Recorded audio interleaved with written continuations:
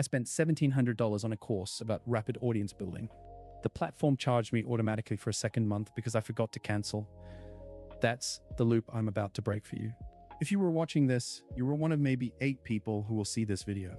YouTube buries channels like this because the algorithm hates raw, educational, non-cope content. So drop a comment, anything, cooked, real, an emoji, so the algorithm knows actual people are here. That's how this channel survives. Here are 5 signs your side hustle is actually a hobby and will fail. One of these signs in particular is so common that you're probably using it right now to convince yourself you're rebuilding something real when you are not. Recognizing these patterns is the difference between a project that generates real leverage and one that simply consumes your nights and weekends without ever crossing the threshold into a real business. You need to audit against these signs now before you waste another 6 months on a venture that goes nowhere. 1. The Vanity Metric Trap.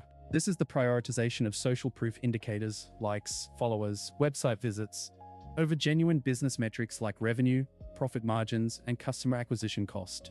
Psychologically, this is called social proof bias.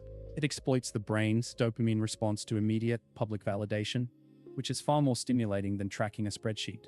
You see this when someone spends 3 hours crafting a perfect LinkedIn post about their startup journey, but has not sent a single cold email or sales invoice that week. Starting today, institute a weekly financial checkpoint.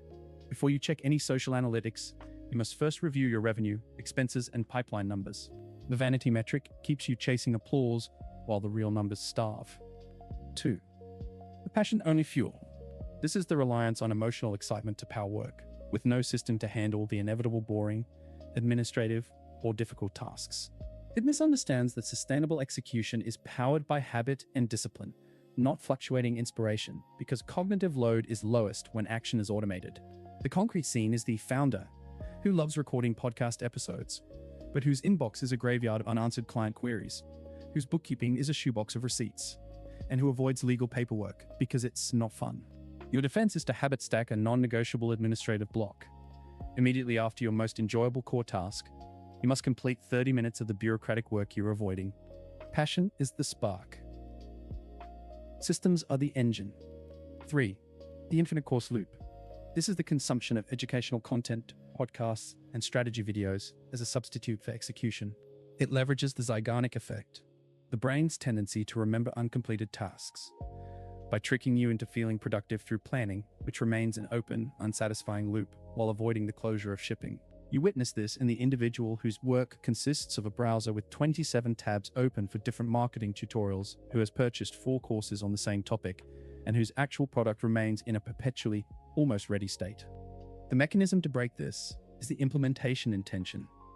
For every hour of educational content consumed, you must immediately execute and complete one specific, small task directly related to your business.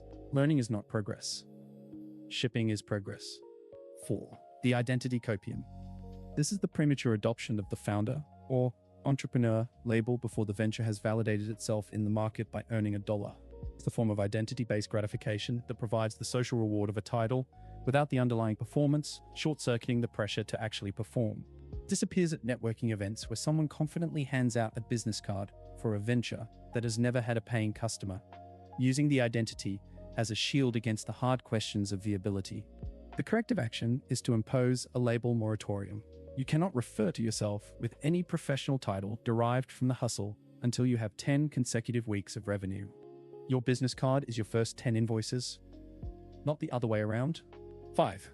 The weekend-only grind. This is the confinement of all hustle activity to irregular, large blocks on Saturdays and Sundays, with no daily operational rhythm. It fails because it does not engage the daily reinforcement cycles necessary for habit formation and momentum, leaving the business in a perpetual state of cold starts, which massively increases the mental friction to act. The failure mode is the person who works in frantic 8-hour bursts on the weekend, but is completely disconnected from the project Monday through Friday, leading to constant context switching and lost opportunities. The defense is to institute a daily non-negotiable touchpoint. Every weekday, you must perform one 30-minute action that moves the business forward, without exception. Frequency beats intensity. Every single time. The master pattern connecting all 5 signs is a preference for the trappings of work over the substance of work. Each sign represents a choice to engage in an activity that feels like entrepreneurial progress, social validation, learning, identity crafting, marathon sessions, while systematically avoiding the specific, measurable, and often uncomfortable actions that constitute genuine commercial progress. It is a sophisticated form of self-deception designed to protect the ego from the risk of real market feedback. The game's rules are public. Most refuse to read them.